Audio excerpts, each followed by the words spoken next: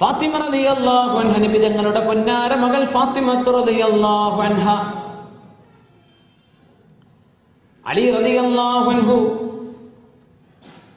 ദീർഘമായ യാത്ര കഴിഞ്ഞ് തിരിച്ചു വന്നപ്പോ ക്ഷീണിച്ചു നിൽക്കുന്ന പൊന്നാര ഭാര്യ, അത് ഹബീബിന്റെ മകളാണ്.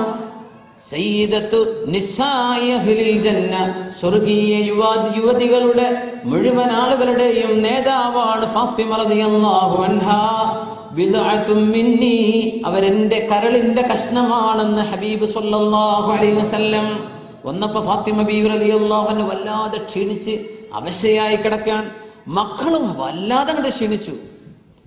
നമ്മൾ എയർപോർട്ടിൽ ചെന്ന് ഇറങ്ങുമ്പോൾ എന്താ മോനെ ക്ഷീണിച്ചോ, ആ ചോദ്യമല്ലത്, ശരിക്കും ക്ഷീണിച്ച തന്നെയാണ്, ശരിക്കും ക്ഷീണിച്ചിരിക്കുകയാണ്.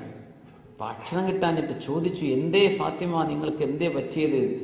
നിങ്ങൾ പോയതിൽ പിന്നെ ഞങ്ങൾ ഒരു റൊട്ടി പോലും കഴിക്കാൻ ഞങ്ങൾക്ക് ഇവിടെ ഗോതമ്പില്ലായിരുന്നു, ഒന്ന് വെള്ളവും കുറച്ച് കാരയ്ക്ക് ഇങ്ങനെ കഴിച്ചുകൂടാണ് അച്ഛനെ.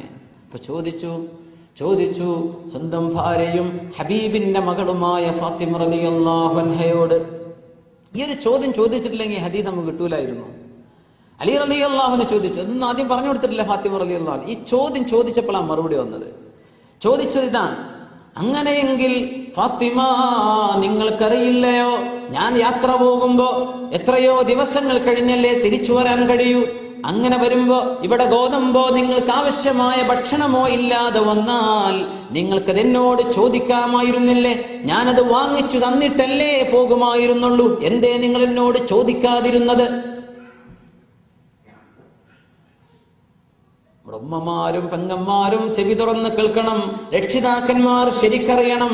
ഫാത്തിമ റളിയല്ലാഹു അൻഹ പറഞ്ഞു കൊടുക്കുന്ന മറുപടി, അലിയെ, നിങ്ങൾക്ക് എന്നെ എന്റെ ഉപ്പ വിവാഹം ചെയ്തു തരുന്ന അന്ന് രാത്രി എന്റെ ഉപ്പ റസൂലുള്ളാഹി സ്വല്ലല്ലാഹു അലൈഹി വസല്ലം എന്നോട് പറഞ്ഞു, മോളെ, നാളെ നീ അലിയുടെ ഭാര്യയായി ജീവിക്കാൻ പോകുന്നവളാണ്. അലി റളിയല്ലാഹു അൻഹുവിന്റെ വീട്ടിലേക്ക് പുതുനാരിയായി കടന്നു പോകുന്നവളാണ്. മോളെ, ഉപ്പാക്ക് ചില ഉപദേശങ്ങൾ മോളോട് ചെയ്യാനുണ്ട്.